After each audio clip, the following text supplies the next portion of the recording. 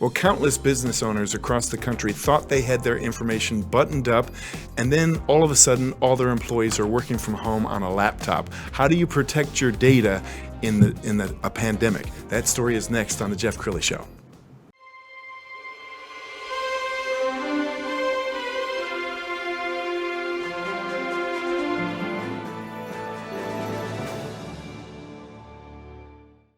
Many are predicting that the worst is yet to come, which is unfortunate, said one person here.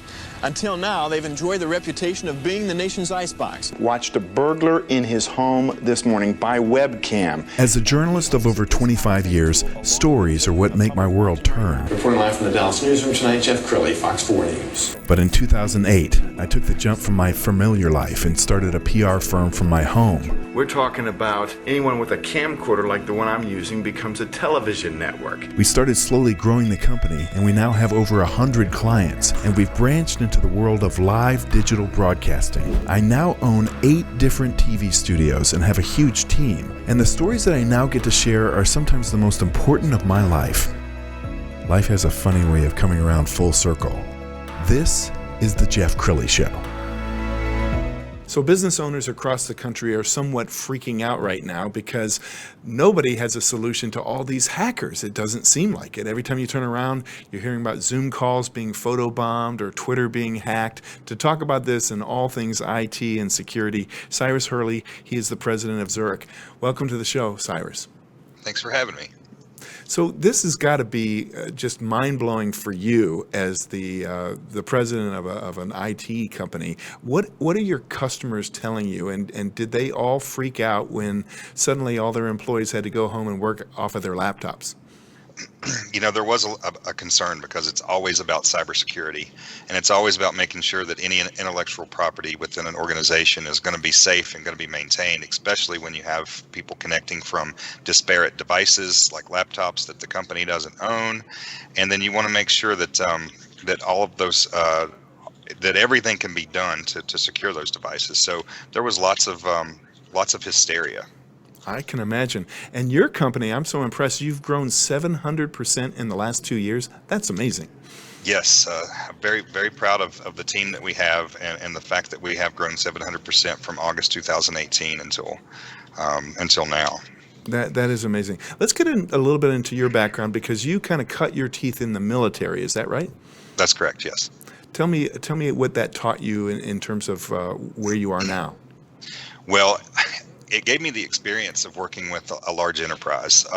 When I was working at the 108th Division in Charlotte, we had to maintain a lot of different units around the southeast of the U.S., including Puerto Rico. So there was a team of us that just basically did just that. We traveled, we connected remotely, we took care of cybersecurity, we took care of everything in that unit. So that gave me the experience to understand that you can go from 5 people to 2,000 people, and the challenges are all the same. It's just being able to handle the scale. Yes, I know you're very passionate about customer service, as I am. Where does that come from? Well, that comes from knowing that, it's all about relationships. And when you're building relationships, you have to be able to provide that good customer service because that's why they're going to come back and that's why they're going to stick with you. You also have the heart of a teacher, which I love because sometimes when you're talking geek to an owner like myself, it's like Greek. So the fact that you're able to educate your customer, I think that speaks volumes for the kind of person you are. Being able to articulate IT with people that use it but don't necessarily understand it is very important, especially with, we're doing this interview on all this technology, and it's all remote, and it's amazing but complex. It's exciting. It's an exciting time to be alive. We've got a little video of just generic hacking video. Let's talk about that because it seems like in your line of work, every day could be a crisis for one of your customers, and your team has to spring into action. Tell us about that. Well, that's very true. I tell my son and my daughter that Daddy fights the bad guys every day. So when it comes to hacking, you you can never think that you're protected. You always have to be on guard. You always have to have your guard up. And the moment you let it down is the moment something happens. And the bad guys can typically get into a system just through like a phishing email or an easy password like 12345, right? Maybe explain to the audience on how these guys get in. Well, I think the social engineering aspect is the way that most of these attacks occur. And you mentioned the phishing emails. Most people uneducated will open an email and will put their passwords in, and when at that moment nothing happens, and then that's opened the door to everyone else in their contacts list being exposed. Wow. So how do you advise your clients when there are just so many links in the chain that can be broken? Well, the first thing I do is always instruct them to use caution. If you don't know the person that's sending you that invoice that you need to pay, then it's probably not anybody you need to worry about opening. And